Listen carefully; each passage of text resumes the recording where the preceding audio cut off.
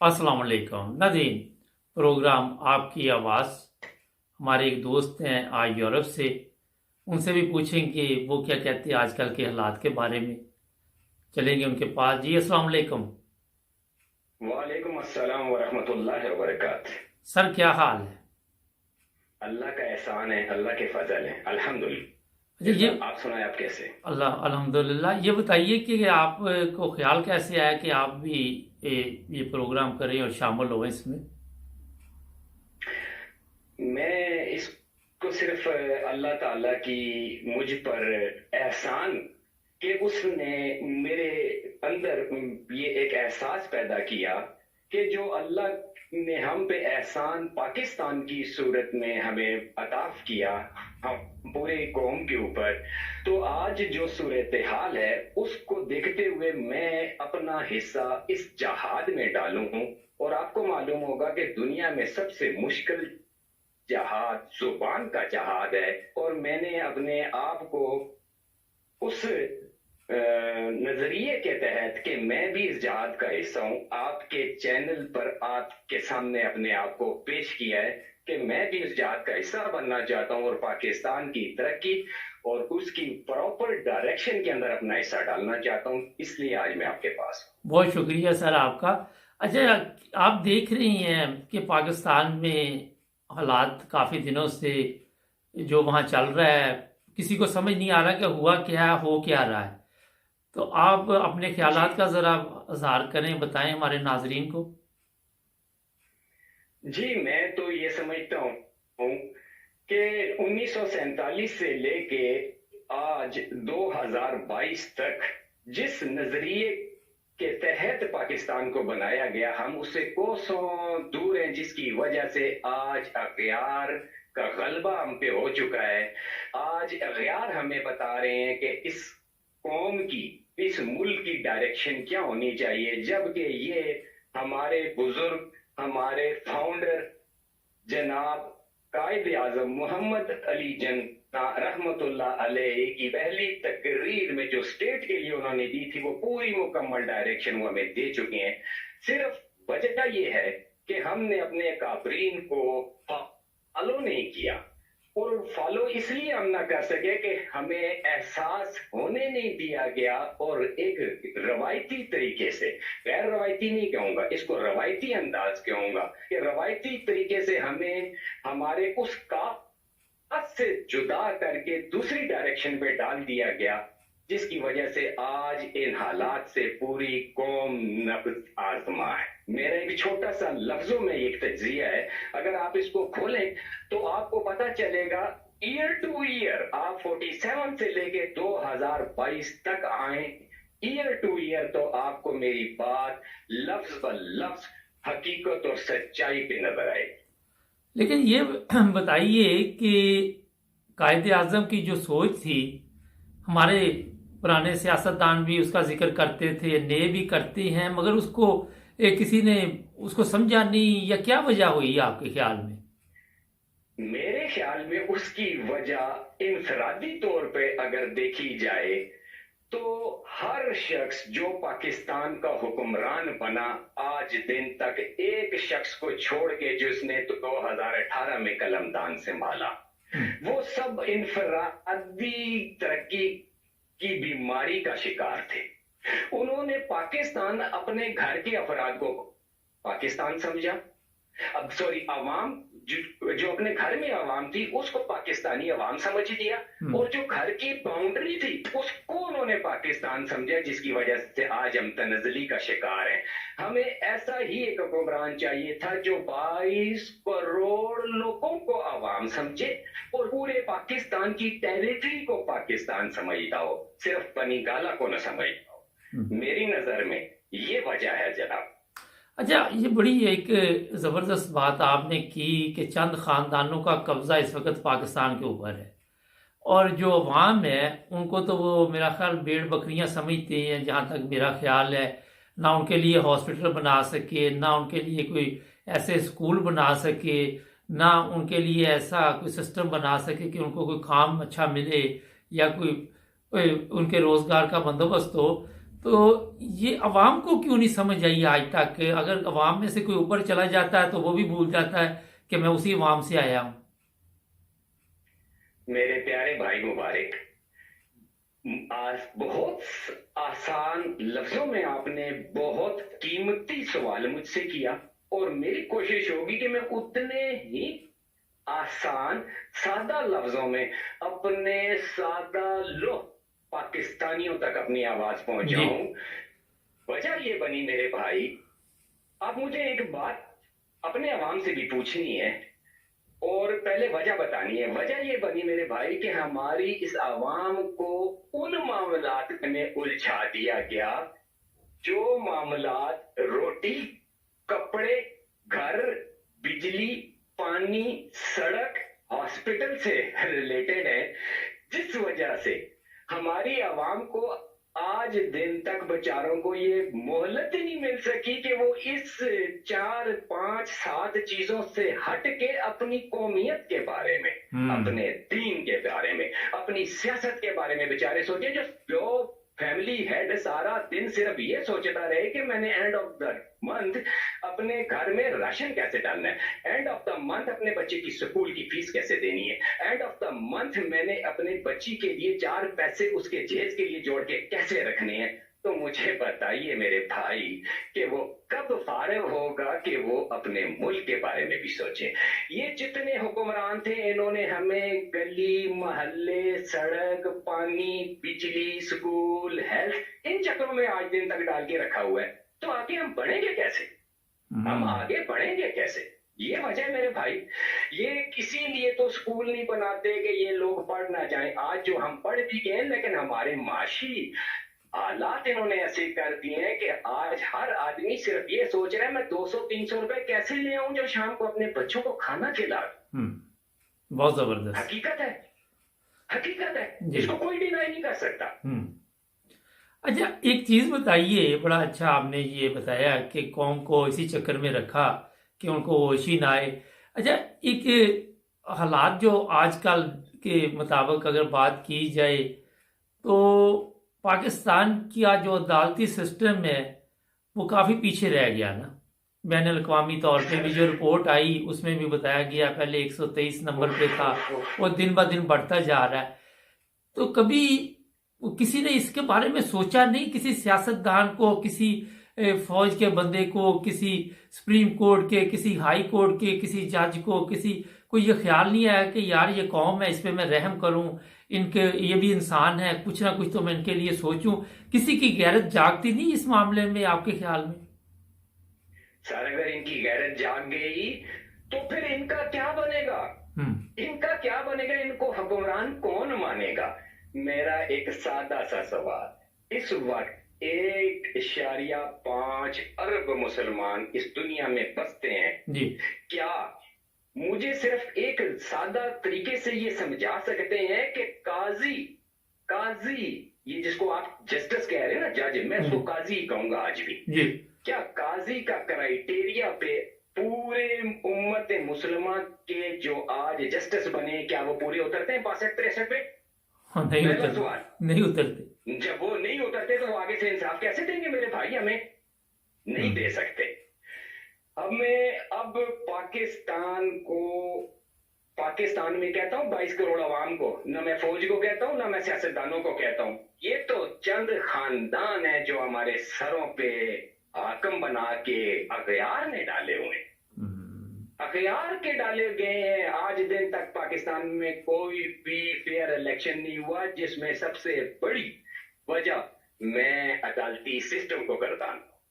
آج اگر ایک بھی جج اپنے آپ کو عوام کے سامنے پیش کر دے کہ آؤ اور آ کے مجھے دیکھو کہ کیا میں اس عہدے کی اہلیت رکھتا ہوں، تو خدا کی قسم وہ پی این بننے کے بھی قابل نہیں ہے جو ان سیٹوں پر بیٹھے ہوئے۔ خدا کو کیا جواب دیں گے؟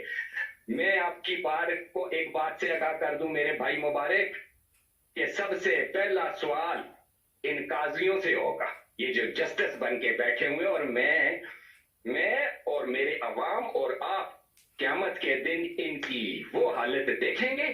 یہاں تو ہمیں سکون نہ ملا، ہمارے جسموں کو हमारे खानदानों को, हमारी जमीन को, लेकिन जब ऊपर इंसाफ होगा तो आप देखिएगा कि जिन जहन्नम का जो सबसे नीचे वाला पोर्शन होगा, ये हमारी सारा अदालती सिस्टम उस आग का ईंधन इनको बनाया जाएगा।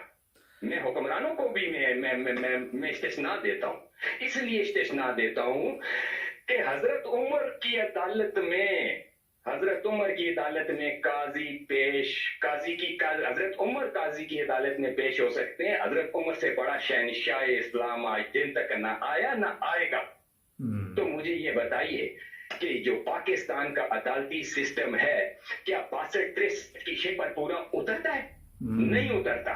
क्या पाकिस्तान में जो जज बनाए जाते हैं, जीएमटी का हो या मैनेजमेंट का हो, ये सारे सीएसएस करके आते हैं। ये कौन से जज सिस्टम हमारा ये सिस्टम जुडिशरी का सिस्टम बना दिया जिसका कोई इम्तिहान ही नहीं है, जिसका कोई क्राइटेरिया ही नहीं है, जिसका जो जितना झूठा जितना फ्रॉडिया वो इतनी जल्दी वो तरक्की पा रहा है। कौन सा सिस्टम? पाकिस्तान में अदालती निजाम सिरे से ही नहीं है, था ही नहीं। ये सिर्फ हमें आवाम को दिखाने के लिए और अपने कपड़ों से मट्टी चाड़ने के लिए एक सिस्टम रखा हुआ है। लेकिन मैं अपनी पाकिस्तानी आवाम को एक बात बड़े दावे से कहना चाहता हूं कि सब्र रखिए। ये मुल्क किसी के बाप की जागीर नहीं, ये मुल्क पाक आर्मी ने नहीं बनाया, ये मुल्क मेरे और आप सबके वली, हम सबके दाता जनाब हजरत मोहम्मद अली जिना, कायद आजम मोहम्मद अली जिना रहमतुल्लाह अलैह ने कलम से बनाया है। एक गोली फायर नहीं हुई, इतना बड़ा मुल्क बना के दिया। ये फौज मुल्क को नहीं संभाल सकती, अवाम ने संभालना है। अच्छा, अवाम ने संभालना है जी। बहुत ज़बरदस्त बात आपने की कि ये अवाम का मुल्क है और अवाम ने संभालना है। अच्छा, एक चीज़ बताएं सॉरी, आज जिस तरह आप बता रहे हैं कि ये जज जो है इनको कोई खुदा का खौफ है या इनका ईमान है कि कोई अगले जहान जाके कोई साहब भी होना है, कभी इन्होंने सोची ये बात? अगर ये एक लम्हे के लिए भी ये सोच लें तो आज रिजाइन देके ये उतर जाएंगे।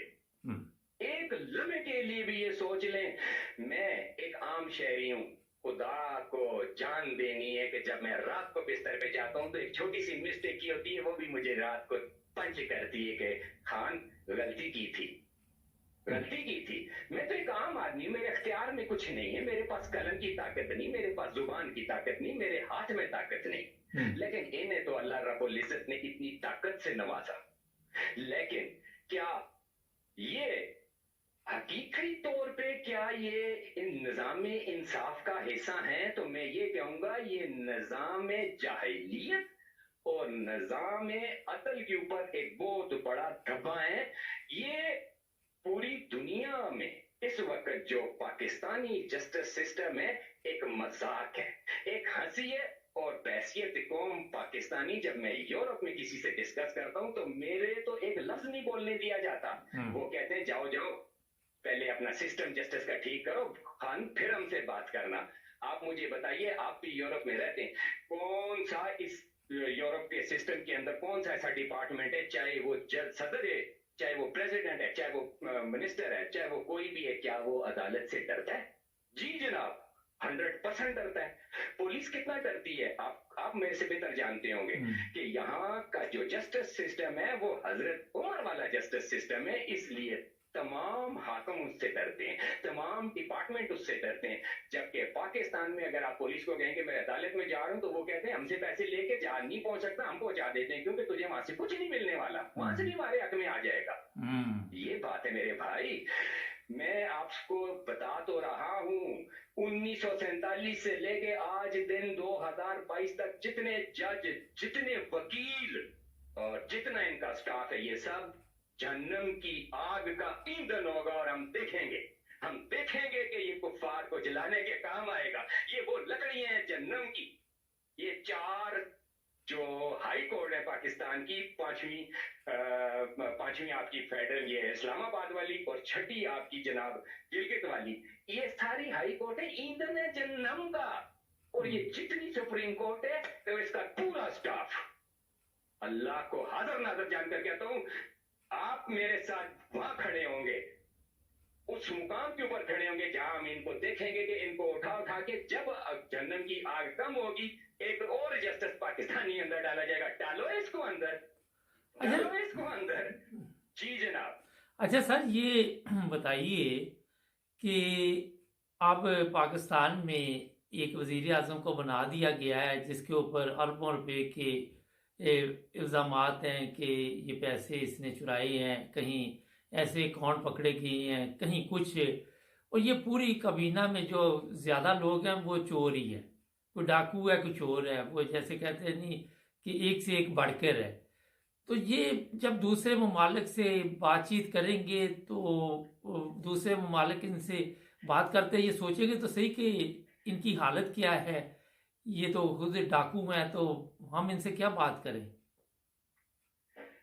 میں آپ کی اس بات سے ذرا بھی متفق نہیں ہوں کہ یہ چور ہیں، یہ ڈاکو ہیں، یہ چھوٹے لفظ ہیں، یہ دہشت گرد ہیں، یہ اپنی قوم کے دہشت گرد ہیں، جو، اور وہ بھی کون سے دہشت گرد، جو اپنے آپ کو اڑا دیتا ہے، وہ اس کو سوسائڈر، یہ وہ سوسائڈر ہے ہماری قوم کے، انہوں نے ہماری قوم کو اڑانے کی بندوبست کی ہے، لیکن ایک نیچے پلان ہوتا ہے اور ایک میرے رب کا پلان ہوتا ہے۔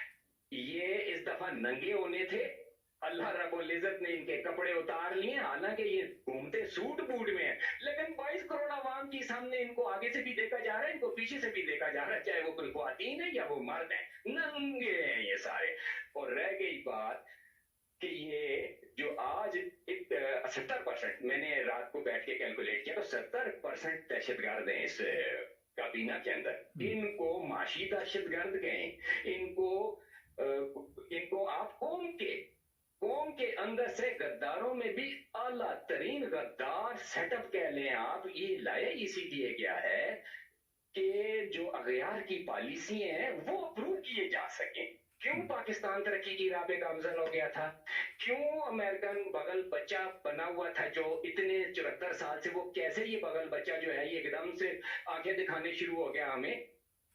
سر یہ اس نظریے پہ یہ ان سارے چوروں کو، ان سارے ڈکیتوں کو، ان سارے معاشی دہشت گردوں کو اکٹھا کر کے یہ ہم پہ احسان کیا ہے۔ میری قوم کو مبارکباد ہو کہ اگر ہم سب مل کے 22 کروڑ عوام بھی چاہتے کہ ان سارے چوروں کو ایک جگہ اکٹھے کریں تو ہم نہیں کر سکتے تھے۔ میں اپنے اللہ کا بڑا مشکور ہے، اللہ اس رمضان میں آپ نے ہمارے 22 کروڑ عواموں پر اتنا بڑا احسان کر دیا کہ آپ نے ان سارے چوروں کو اکٹھا کر کے ایک جگہ ننگا کرنے میں رہنمائی فرما دی ہماری۔ اے اللہ تیرا بڑا شکر ہے، بڑا احسان ہے، ورنہ ابھی مزید 25-30 سال یہ بغیرت یہ ہمارے اوپر اسی طرح یہ ہمارے سروں پہ دال مونگتے رہتے۔ اللہ نے ان ساروں کو اکٹھا کر کے ایک 6 سال کی بچی، 7 سال کا بچہ، اس سے بھی پوچھیں تو وہ بھی پاکستان میں بتائے گا یہ چوروں کے راجے ہیں، مہاراجے ہیں چوروں کے۔ صرف چور کہنا تو ان کے لیے چور کی انسلٹ ہے بھائی۔ اچھا، پروگرام کا وقت ختم ہو رہا ہے، کوئی میسج آپ دینا چاہے؟ اچھا، آپ کے ساتھ اور بھی پروگرام چلتے رہیں گے، کوئی ہماری قوم کے لیے میسج جو ہو مختصر تو آپ دے سکتے ہیں۔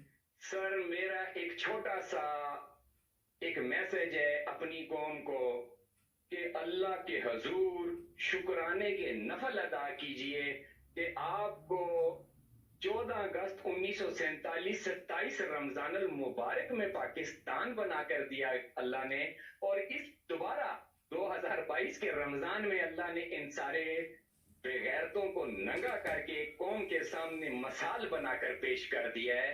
انشاءاللہ یہ ان کی آخری سانسیں ہیں۔ میں پاک آرمی کو بھی سیلوٹ کرتا ہوں۔ آپ یقین جانیے جو آپ کو دکھائی دے رہا ہے وہ ہے نہیں، اور جو ہے وہ ابھی جلد آپ کے سامنے آ جائے گا۔ پہلی دفعہ اگر کسی نے سیاست کی ہے اس پاکستان میں تو وہ پاک آرمی ہے، جس نے وردی میں رہتے ہوئے اتنی بڑی سیاست کی ہے، اتنی بڑی سیاست، اور یہ پاکستان کے حق میں کی ہے۔ اگر وہ اس وقت تھوڑا سا زور لگا کے یہ ڈرامہ کمپلیٹ نہ کرنے دیتے تو یہ چور کیسے ننگے ہوتے؟ मैं अपनी कौम को ये कहना चाहता हूं कि फौज के पीछे खड़े हो जाएं। इंशाअल्लाह ये फौज आपको मायूस नहीं करेगी। मुझे लगता है, मेरी छठी सेंस कह रही है कि ये भी खान के साथ मिले हुए हैं और सबको नंगा करने में अपना किरदार पेश कर रहे हैं। मैं ये कहूंगा कि अभी फौज के बारे में कोई बुरे ख्यालात ना किए जाएं, कोई फौज को बुरा ना कहे। फौज ने बहुत अच्छा किया। अगर फौज इस वक्त खान के साथ खड़ी हो जाती तो आपको पता है क्या होना था?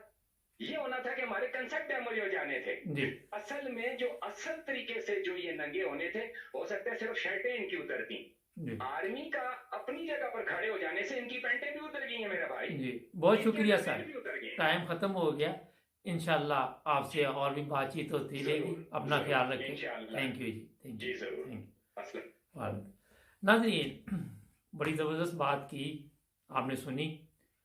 चीफ जस्टिस जो श्रीलंका के थे, उनके मुंह पे कालक वो लगाई गई। बड़े अच्छे तरीके के साथ सोशल मीडिया पे तस्वीरें चल रही हैं और उनके साथ ऐसा सलूक हुआ कि पूरी कौम ने देखा। बांग्लादेश के चीफ जस्टिस गलत फैसले करते थे, 13 साल जेल हुई। अब देखिए एक चीफ जस्टिस और आपकी नज़रों में। इस पे अल्लाह ताला का अज़ाब कब आएगा, इंतज़ार करना पड़ेगा। जुड़े रहे हमारे साथ, हमारे चैनल को भी सब्सक्राइब करें। मिलेंगे एक नए प्रोग्राम में। अगर आप भी प्रोग्राम करना चाहें तो स्क्रीन पे दिए हुए नंबर पर राब्ता कायम करें। अपना ख्याल रखें।